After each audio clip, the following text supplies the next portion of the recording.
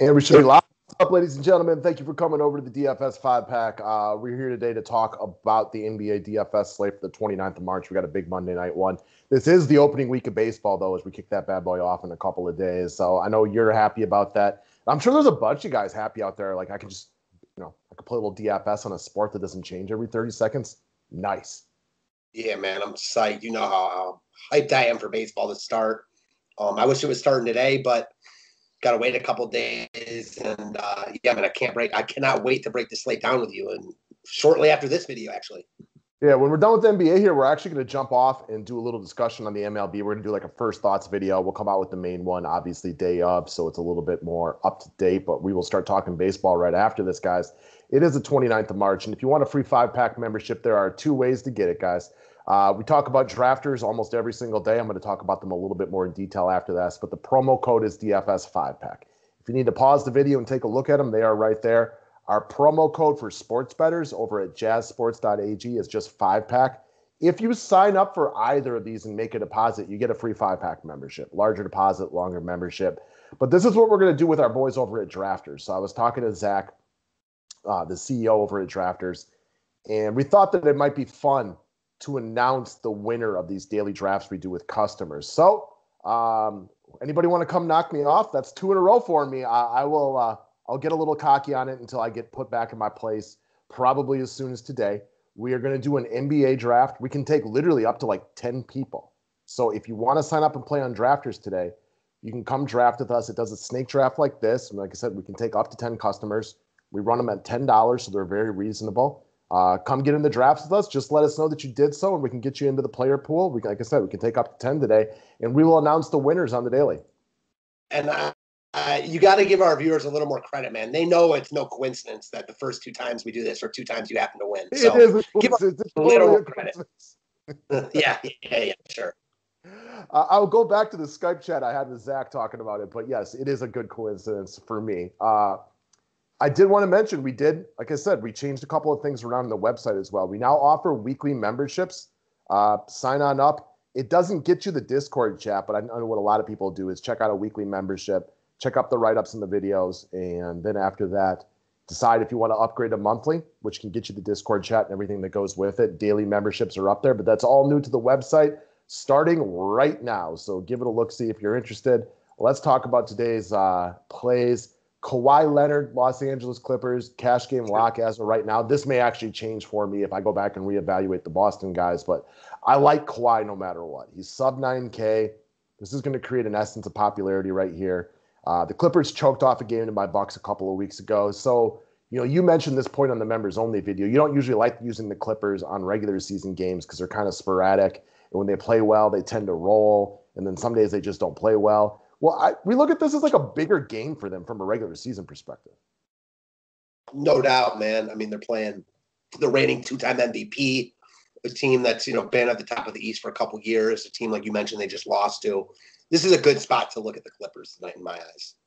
Not just lost to, like flat out just kind of choked the game away. Milwaukee had a nice comeback, and I do want to give my Bucks some credit. It's not like they didn't make things happen, but the Clippers got cold and got turnover prone at the end of this game. There's still no Lou Williams, Rajon Rondo, Serge Ibaka in this game. So there's a few Clippers in play. We're going to bring up another one here when we get down to the long shot category as well. But I think Kawhi is a really, really high floor play today. I would be surprised to see him dip below 38 points with above 40 being a real good bet. And this seems like a good spot for him to even hit a little closer to more of like a ceiling play of almost 50. Completely agree. All right, moving on down the line. I like your GPP play a lot today, and that's the reason I put him on the cover. I think it's a nice play. We talked this one out for a while, and I'm very excited about it. Yeah, the more I kind of thought about it, the more we did our video, the more I like these San Antonio guys against Sacramento. And at 7,100, Murray looks really cheap. He's got a ton of good guards on this slate, kind of like always recently, so I don't think he gets a ton of love. San Antonio might be in the best spot of anyone on the slate. Just a great overall, spot again for the San Antonio guys, including their 2 best players, Murray and DeRozan. Murray, again, only 7,100. I mean, I think he looks really good in all formats, but because he's flying so far under the radar, I thought I'd bring him up as the GPP guy. Yeah, he is too far under the radar, which is bound to happen when we have 11 games on the slate, right? You always say it, and it's true. You can't play everybody. But Murray might be a guy that people really want to reconsider today. You mentioned DeRozan to go along with him. These are two teams right here in Sacramento and San Antonio who both have a lot of, we mentioned like the OKC Thunder, who are only like a game or two worse than Sacramento, but they're tanking. Sacramento like wants to make the playoffs. Same goes for San Antonio. San Antonio is like a game or two ahead of them right now. I completely see this being a good game tonight with two teams very motivated to win this game. So I expect we see good number of minutes on Murray. There's no Lonnie Walker tonight. Not that that's the end-all, be-all, but it's another guy who can play pretty well that's not in the mix. Sacramento is a kill spot every time they're out there. They don't defend the lane well. Murray can get into the lane at will here tonight. Yeah, no doubt about it. There's just a lot to like here in all formats. And it's funny, on these big slates, there's so many guys in play. But what seems to happen, at least in my eyes, is that especially like when news comes out and we get a couple of value locks, like plays are either like really, really chalky because, everyone's gravitating towards those values in the studs, or very much, under the radar and under owned. And I think that's what you see with Murray tonight. Like, I don't know. I just can't see a lot of people clicking his name tonight. I agree. Next up, Moses Brown. He's getting a lot of love today. So he's one of those guys. I was just talking about that, like the ownership's going to flock to. Yeah. And he makes a lot of sense in cash games for that reason, because he's going to get plenty of love today, minus some changes. We know how quickly things change, but OKC is obviously not trying to win. Not saying that the guys don't go out there and try to win games, but as an organization, they're not trying to get in the playoffs. They're trying to, test out their new younger players. They just inked Brown to a multi-year contract. I think that was yesterday or the day before. Showing a lot of confidence in him. This guy is a really good rebounder, and rebounding is the easiest statistic to replicate. Yeah, I mean, I remember, it's funny, this guy has gone through the kind of roller coaster of emotions with Moses Brown throughout the year. I'm actually just thinking about this right now as we're talking it over. I remember kind of at the beginning-ish of the year, he like had a couple random spot minutes, and you called him out on a video like, watch out for Moses Brown. Like if he gets run, he can put up DFS points. Then I got a little over anxious about it and threw him as a sleeper in the write-up, even though he was down in the G League. Never thought I would want to go back there again. But man, the original point is true. When he gets run, he puts up DFS points. He's getting good run right now. You just mentioned signed him to a multi-year deal. They, have basically said that Horford's no longer part of their plans this year, in the future, whenever. Brown seems like a guy that they're trying to like build around with Shai. I like him a lot. He's pricey, so I don't think he's like a lock in tournaments because he's going to be really, really popular. And we talked about, guys around his price point that are, similar upside plays that just aren't going to get as much love. That said, if I'm making like one optimal line tonight, he's in it. Go ahead. We've just kind of discussed in NBA, ownership oftentimes gets overblown. Right. And people make bad plays because they're low owned. And that's not the way to go about trying to win tournaments, because you can win tournaments with 7 chalk guys and 1 low owned guy. Like you don't have to try so hard to go under the radar. I can see why there might be guys in similar price points you want to take a chance on tonight. But you're right. Like in a optimal lineup, he does make a lot of sense because he's going to be popular.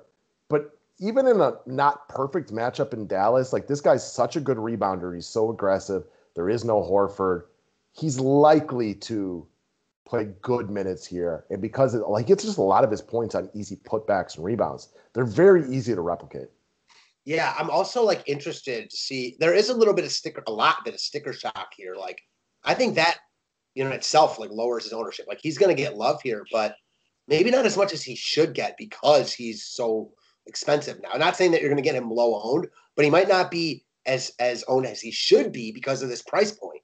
Well, and it's early. What happens when all of a sudden like a chalk 3,500 center who's now starting comes in and now his ownership gets kicked to the side? Exactly, for sure.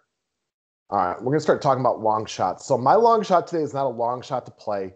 He's not really a long shot to play well, but he's a long shot to be owned in people's lineups. And I think this is the kind of play where you could ride 6 or 7 chalk guys and play him, and he might be the only guy that you would need in your lineup. It's a young man by the name of Karis LeVert. Love his story. Love his game. I'm just a big Karis LeVert fan. If I was a Houston Rockets fan right now, I would really wish this guy was on my squad instead of Kelly Olynyk personally. But it's a big upside spot against Washington, currently projected at 3% ownership. He's playing good minutes now. He's only had a handful of games, maybe closer to 10 with the Indiana Pacer. He's got one really big upside game a couple of games ago, but a lot of like cash value games in the middle right there. He's going to go way overlooked today. His running mate Brogdon probably gets more love. We know LeVert is a DFS stud, starting to feel more comfortable with this Pacers team. This game could be high scoring tonight, a couple of teams that need wins. I think he could potentially slide into 45 points today if he has a nice game at virtually no ownership. I'm just a big Karis LeVert fan, and I love him at sub 5% today. I think you get him around there. And it's funny, when I popped up Line Star like early this morning, he was like one of the highest guys for value on the entire slate. And so I immediately was checking like, is Brogdon, Sabonis, who's out for them? No one's out. And that just means his ownership's going to be so low, man. Like on a slate like this, I talked about it with a guy like Murray. I mean, Murray will be double the ownership of LeVert probably, just in a great spot against Sacramento. That's still really too low. But yeah, LeVert, true long shot. Don't think many people go here. Yeah, I mean, give me anyone in Washington that's as good as LeVert. That's only 7K. That's going to be underowned. I mean, that's what it is for me.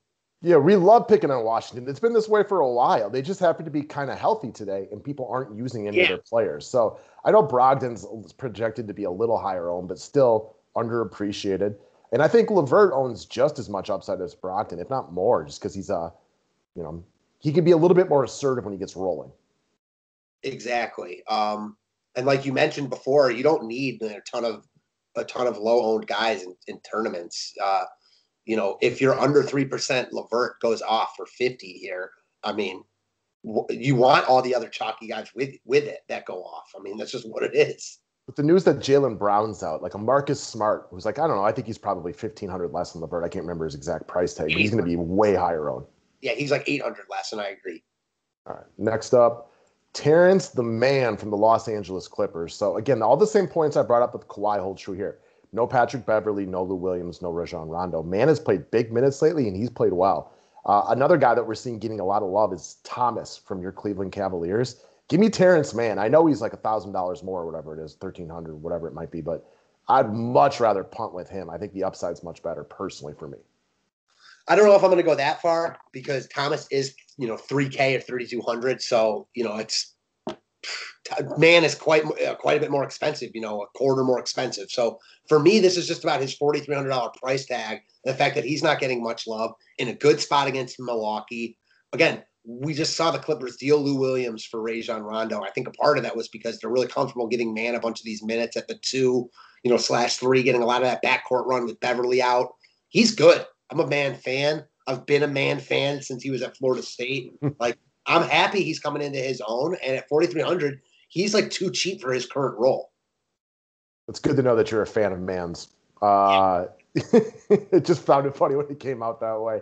He should get some open threes tonight against Milwaukee, who tends to lay off secondary shooters like him. So I think he's got a potential upside spot right here. I think this is going to be a good basketball game.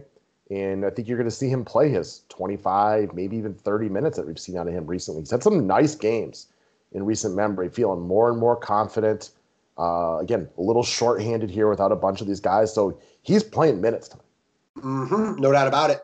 So that's what we got for today, guys. We'll talk to you about some baseball in just a little bit here. Thanks, guys.